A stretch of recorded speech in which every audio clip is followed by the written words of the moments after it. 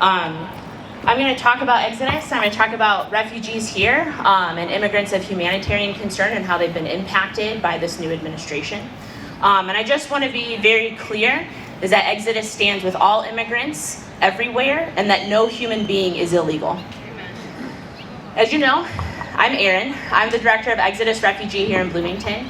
And we're part of a national network of refugee resettlement agencies. And we welcome people from all over the world here in Bloomington to start their new lives. We work with refugees and immigrants of humanitarian concern. These are people who have no choice but to flee their countries, their communities, their homes, and their families to survive war and persecution.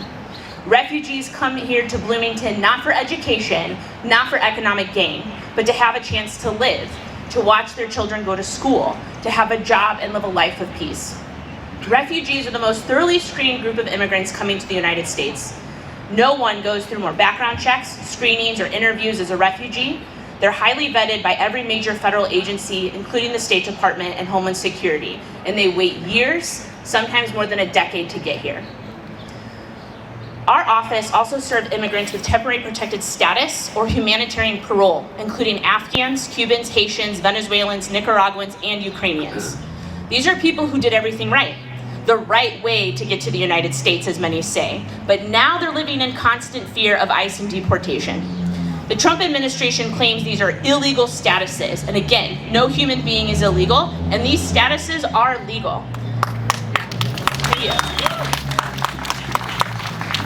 The bad news, as of yesterday, the Supreme Court ruled in favor of allowing Trump to move forward with a blanket revocation of parole status for Cubans, Haitians, Nicaraguans, and Venezuelans. This affects 500,000 people who entered the U.S. legally and likely sets an unfortunate precedent for our allies, our Afghans and Ukrainians who were welcomed here. It's truly a tragedy that this happened. Since we opened our office in November 2021, we've welcomed almost 500 refugees here in Bloomington. We provide wraparound services for up to 5 years after people arrive.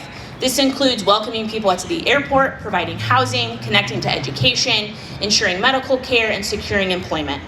Refugees quickly become self-sufficient through this process, which has led to the 45-year success of the United States Refugee Admissions Program.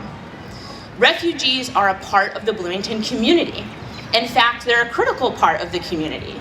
They contribute to our art, our culture, our knowledge, leadership, resilience, entrepreneurship, education, and success.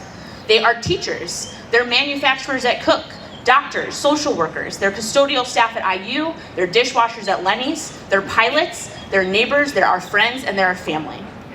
And yet, we live in a time where discriminatory rhetoric convinces people that refugees and immigrants are an economic drain in our society.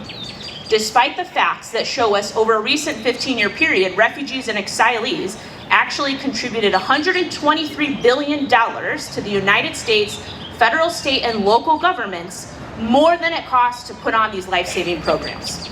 Immigrants pay for Social Security, Medicaid, roads, and schools. Yet, they convince us that immigrants take jobs. They do not take jobs. In fact, numerous studies show us that when companies hire more immigrants, they actually hire more U.S. citizens, because a rising tide lifts all boats. Yet they convince us that immigrants are dangerous, even though ongoing studies prove that immigrants commit fewer crimes than native-born citizens. But of course, we're not living in a time where science and research reign, are we? Unfortunately, since January 20th of this year, the United States has not welcomed a single refugee due to the resettlement program being completely dismantled by Trump's office. Trump's office, saying it must be reviewed to be more secure. We have to know who's coming. As though this program is not already the most secure immigration program in this country, likely the world. And with many assaults on our democracy and freedom, this executive order is being challenged in courts. And despite a judge telling Trump to restart the program and welcome refugees, Trump canceled all the country's federal contracts to resettle them. Over 20,000 refugees had plane tickets to come here to be safe. Those were all canceled. Over 100,000 refugees are being processed to come here to be safe. Those have all been canceled. These cases continue to be battled out in court system. In the meantime, Families are suffering as they're separated from their husbands, their wives, and their children. And we have to tell them that we cannot process their case for at least 4 years, likely many, many more years. I assure you, some people will not survive that. Immigrants are afraid, and they have a right to be. We know that U.S. citizens have been detained by ICE for looking like an immigrant. We know ICE has detained and disappeared people with permanent resident status. We know that Venezuelans asking for protection have been deported to Guantanamo Bay and then back to Venezuela. Others have been deported to one of the most dangerous prisons in the world, CCOT in El Salvador. One individual was an asylum seeker with tattoos, symbolizing being a barber, and one for his daughter, being told he was affiliated with a gang as a result, and without due process has now been separated from his family. The Trump administration recently illegally sent another plane full of people to South Sudan, including Burmese, likely refugees, to a conflict area with known human rights abuses. The Trump administration is also trying to establish what he's calling third-party agreements, third country agreements, with places like Libya, which is basically fascist legalese to ignore asylum claims in the United States and sidestep protecting the world's most vulnerable. And I want to be very clear about the consequences of these policies and deporting people to war-torn countries. All of this without any due process is a death sentence for people.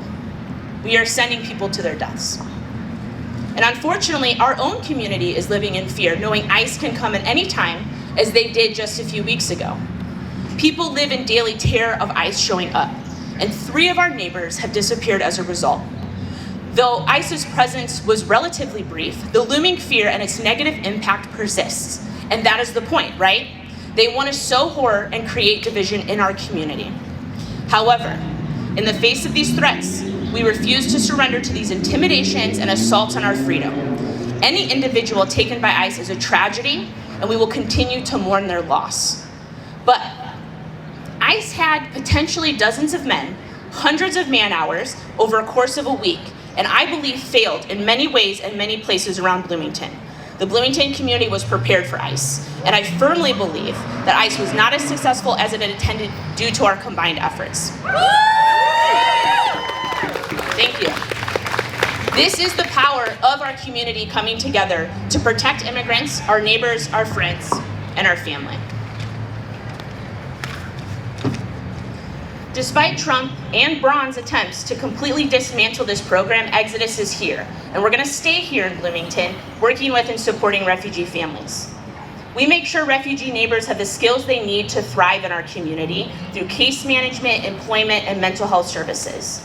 We make sure displaced immigrants are connected to attorneys to file for protections. We make sure clients know how to protect themselves in case they encounter ICE.